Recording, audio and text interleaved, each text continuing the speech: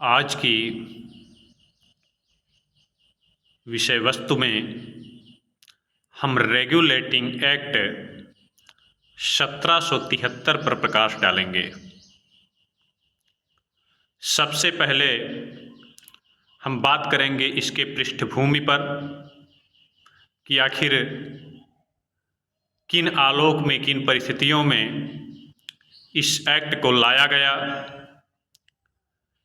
इसमें ज्ञातव्य है कि रॉबर्ट क्लाइव के नेतृत्व में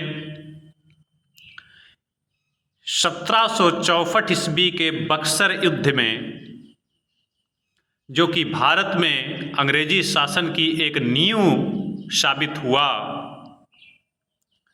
अवध, बंगाल व मुगल बादशाह शाह आलम की संयुक्त सेनाएं अंग्रेजी सेना से पराजित हुईं। बंगाल, बिहार, उड़ीसा में दीवानी अधिकार कंपनी को प्राप्त हुए। इस प्रकार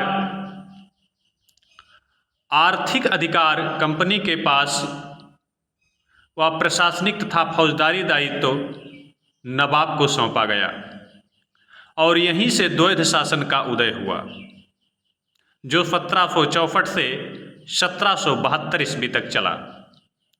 1772 ईस्वी के पश्चात द्वैध शासन का अंत किया गया और दीवानी मुखौटा उतारकर अब कंपनी द्वारा रेगुलेटिंग एक्ट के माध्यम से संपूर्ण शासन पर नियंत्रण स्थापित किया गया। द्वैध शासन के दौरान कंपनी के कर्मचारियों की लूट में व्यस्तता के परिणाम स्वरूप कंपनी व्यापक घाटे का शिकार हुई।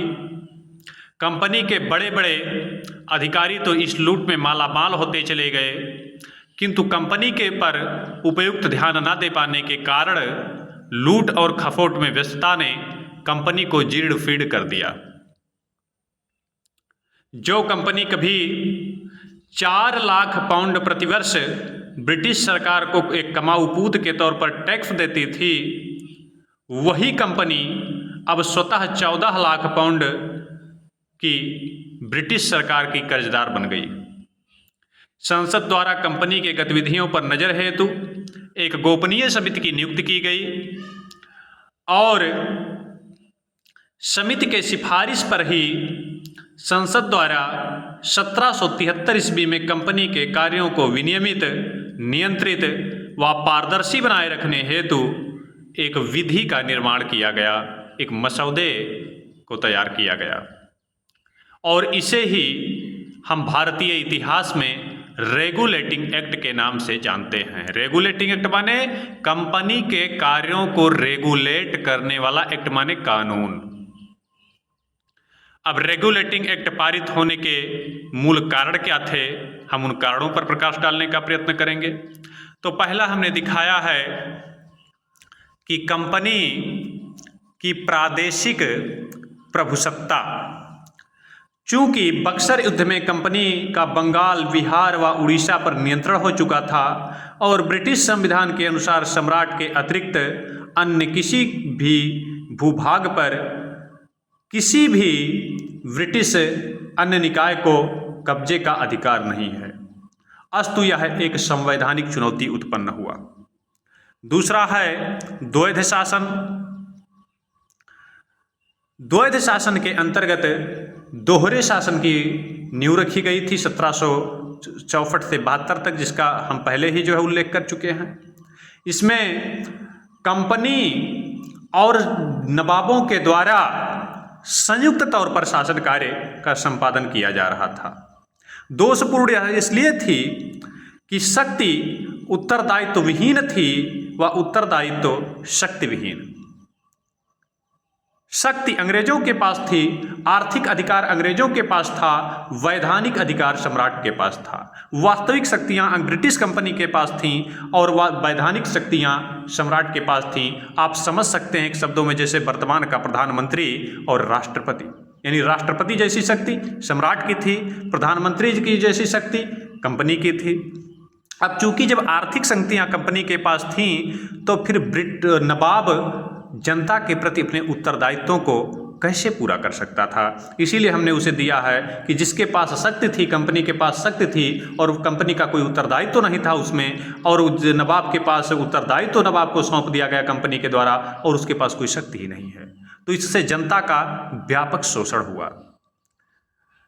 रॉबर्ट वालपोल का इस संदर्भ में कथन है कि अत्याचारी शासन व लूट का ऐसा दृश्य हमारे सम्मुख रखा गया है जिसे देखकर हमारी रूहें कांप उठती हैं। तीसरा है कंपनी के कर्मचारियों द्वारा शोषण व धन लोलुपता।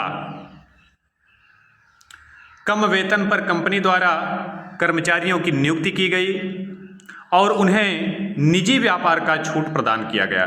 जैसे कि भारत में पुलिसिया व्यवस्था है, सरकार जानबूझ के 29,000-30,000 रुपये से अधिक जो है प्रारंभिक वेतन पुलिस को नहीं देती है, क्योंकि उसको पता है कि इन लोग उपरोक्त तौर पर जो लूटी हैं, ये इनके काम बा। तो इसलिए जानबूझ के सरकार इनको वेतन नहीं देती है। अध्यापकों का वेतन ज़्यादा है क्योंकि पता है सरकार को कि इनके पास कोई उपरोक्षा कमाई न बा। तो वैसे ही कंपनी के द्वारा निजी कर्मचारियों को कम वेतन पर नियुक्ति किया गया और उन्हें कहा गया कि भैया, उनको एक प्रकार से देखा जाए आकर्षित करने के लिए आप निजी व्यापार भी पार्ट टाइम भी काम करते रहिए, हमें कोई आपत्ति नहीं है। अब निजी व्यापार जब करने की छूट दी गई तो इससे अनुचित तरीकों से कंपनी के कर्मचारियों ने धन संग्रह शुरू कर दिया। ब्रिटेन में इन्हें नवाब की पदवी दी जाने लगी। इनके ऐशो आराम और धन के अकूत स्वामी होने के कारण इन्हें नवाब की पदवी दी जाने लगी। यह जो है उल्लेखनीय है कि नवाब पद का कोई अंग्रेजी शब्द नहीं हुआ। भारतीय नवाबों के शान शौकत को देखते हुए उन्हें नवाबों के तुल्य माना गया। और रॉबर्ट क्लाइव खुद, जो कि उस समय कंपनी का गवर्नर था, कंपनी का सर्वेसर्वा था 1764 से 1772 तक, वह जब 8 सालों के बाद ब्रिटेन जाता है तो 4,01,102 पाउंड के संपत्ति का स्वामी बन के वहाँ पहुँचता है। ब्रिटेन में उसके ऊपर भ्रष्टाचार के आरोप में केस चले। अपने पद व प्रतिष्ठा के दम पर, प्रभुत्व के दम पर वह उस केस से बरी हो गया, किंतु बाद में पुनः केस में न फंस जाने के कारण वह अपनी आत्महत्या कर लिया। रॉबर्ट क्लाइव की बात हो रही है। इसी के संदर्भ में लेकी का एक कथन है कि भारतीयों ने इतना धूर्त व दृढ़ अत्याचारी शासन पूर्व में कभी नहीं देखा। ऐसा देखा जाता था कि अंग्रेज व्यापारियों के आ जाने पर गांव खाली, दुकानें बंद व सड़कें भयभीत शरणार्थियों से भर जाती थीं। चौथा है ब्रिटिश संसदीय चुनाव में हस्तक्षेप।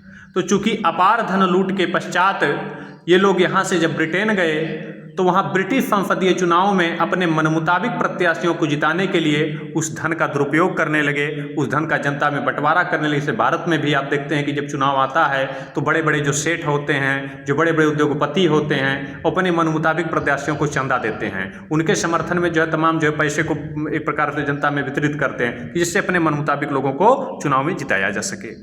इसी के आलोक में वहाँ भी इन गतिविधियों को अंजाम दिया गया, जिससे ब्रिटेन के एक वर्ग में व्यापक असंतोष हुआ और उन लोगों ने कंपनी पर नियंत्रण स्थापित करने के लिए, इनके अनैतिक गतिविधियों पर नियंत्रण स्थापित करने के लिए एक विधि निर्माण की मांग प्रस्तुत की।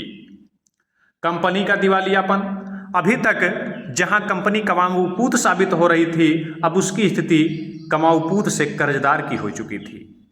इसने भी ब्रिटिश सरकार में एक चिंता की लकीर पैदा की कि जिस कंपनी से हम 4 लाख पाउंड प्रतिवर्ष पा रहे थे, आज वो हम ही से कर्ज मांग रही है, तो इसके पीछे मूल कारण क्या हैं। तो इस कारण भी वहाँ पर कंपनी के कार्यों की देखरेख के लिए एक विधि निर्माण की मांग उठी। अप्रिय घटनाएं।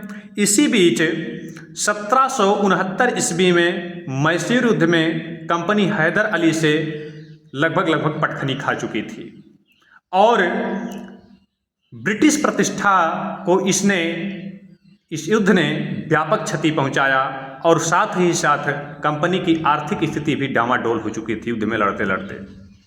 और दूसरा था बंगाल में अकाल। बंगाल में अकाल के जो है 1770 की घटना है, जब बंगाल में व्यापक अकाल का दौर देखा गया और कंपनी द्वारा लूट व टैक्स वसूली में व्यस्तता ने वहाँ के लोगों का जीवन त्रस्त करके रख दिया। लोग रोटियों के लिए जो है मर रहे थे, कंपनी लूट में व्यस्त थी और लगभग संपूर्ण बंगाल का 5वां हिस्सा, यानी अगर 5 लोग हैं तो एक व्यक्ति उस अकाल में मर चुका था। उस अकाल में या तो भूख अथवा आत्महत्या का शिकार हो चुका था। लेकिन कंपनी फिर भी अपने लूट और खसोट में व्यस्त थी। फिर है कंपनी के कारगुजारियों की जांच हेतु संसदीय समिति की नियुक्ति व उसकी रिपोर्ट। इस हेतु मूलतः 2 समितियां नियुक्त की गईं, एक चयन समिति और दूसरा गुप्त समिति, और दोनों ही समितियों ने कंपनी के विरुद्ध रिपोर्ट प्रस्तुत किया। और इसी के आलोक में संसद के सामने यह आवश्यक हो गया कि कंपनी के कारगुजारियों पर नियंत्रण हेतु ये कुछ अधिनियम बनाए जाएं, जिससे कंपनी को नियमित किया जाए, उसके कार्यों को विनियमित किया जाए और उसमें पारदर्शिता लाई जाए। आगे के अध्याय में विषय पे हम कंपनी के 1773 के एक्ट के उपबंध के संदर्भ में चर्चा करेंगे। आज यहीं तक।